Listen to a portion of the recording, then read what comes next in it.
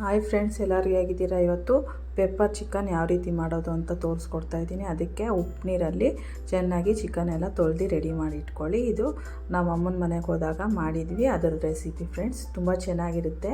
Pepper dry, ಇದು dry ಆಗಿ ಮಾಡ್ತಾ ಇರೋದು. ಒಂದು ಬಾಣಲಿ ಇಟ್ಕೊಂಡು ಅದಕ್ಕೆ ಎಣ್ಣೆ ಹಾಕ್ಬಿಟ್ಟು ಒಂದು ಈರುಳ್ಳಿ ಹಾಕಿದ್ದೀವಿ, ಸಣ್ಣದಾಗಿ ಹಚ್ಬಿಟ್ಟು ಚೆನ್ನಾಗಿರುತ್ತೆ ಟೇಸ್ಟ್ ಅಂದ್ಬಿಟ್ಟು. ಇದಕ್ಕೆ ಇವಾಗ ತೊಳೆದಿರೋಂಥ ಚಿಕನ್ನ ಹಾಕ್ಕೊಳ್ಳಿ. ಚಿಕನ್ ಹಾಕ್ಕೊಂಡು ಚೆನ್ನಾಗಿ ಮಿಕ್ಸ್ ಮಾಡ್ಕೊಳ್ಳಿ. ಈರುಳ್ಳಿ ಸ್ವಲ್ಪ ಕೆಂಪಾದ್ಮೇಲೆ ಇದೆ ಚಿಕನ್ ಹಾಕ್ಕೊಂಡು ಸ್ವಲ್ಪ ಉಪ್ಪು ಹಾಕ್ಬಿಡಿ ಫ್ರೆಂಡ್ಸ್. ನೋಡ್ಕೊಂಡು ಹಾಕಿ. ಡ್ರೈ ಮಾಡೋದ್ರಿಂದ ಉಪ್ಪು ಕಮ್ಮಿ ಬೀಳುತ್ತೆ, ಅದಕ್ಕೋಸ್ಕರ ಸ್ವಲ್ಪ ಕಮ್ಮಿ ಹಾಕ್ಕೊಳ್ಳಿ. ಒಂದು 5 ನಿಮಿಷ ಇದನ್ನು ಚೆನ್ನಾಗಿ ಉಪ್ಪು ಹಾಕ್ಬಿಟ್ಟು ಬೇಯಿಸ್ಕೊಬೇಕು. ಆಮೇಲೆ ಇದಕ್ಕೆ ಶುಂಠಿ ಮತ್ತು ಬೆಳ್ಳುಳ್ಳಿ ಪೇಸ್ಟ್ ಹಾಕಬೇಕು.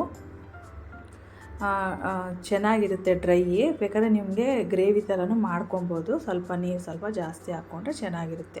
ನಾವು ಇದನ್ನು ಡ್ರೈ ಥರ ಮಾಡ್ತಾಯಿದ್ದೀವಿ ಫ್ರೆಂಡ್ಸ್.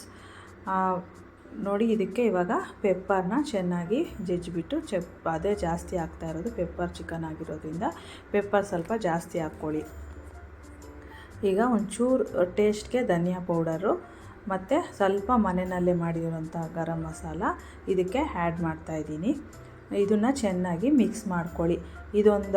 ನೋಡಿ, ಇದನ್ನು ಚೆನ್ನಾಗಿ ಮಿಕ್ಸ್ ಮಾಡಬೇಕು. ಯಾಕೆಂದರೆ ಡ್ರೈ ಆಗಿರೋದ್ರಿಂದ ಸ್ವಲ್ಪ ಮುಚ್ಚಿಟ್ಟು ಇದನ್ನು ಬೇಯಿಸಬೇಕಾಗುತ್ತೆ. ಸ್ವಲ್ಪ ಮೊಸರು ಹಾಕಿದ್ರೆ ಟೇಸ್ಟು ಚೆನ್ನಾಗಿರುತ್ತೆ ಮತ್ತು ಪೀಸಸ್ಸು ಸ್ವಲ್ಪ ಸಾಫ್ಟಾಗಿ ಬೇಯುತ್ತೆ ಅಂದ್ಬಿಟ್ಟು ನೀವು ಮೊಸರು ಹಾಕಿ ಚೆನ್ನಾಗಾಗುತ್ತೆ.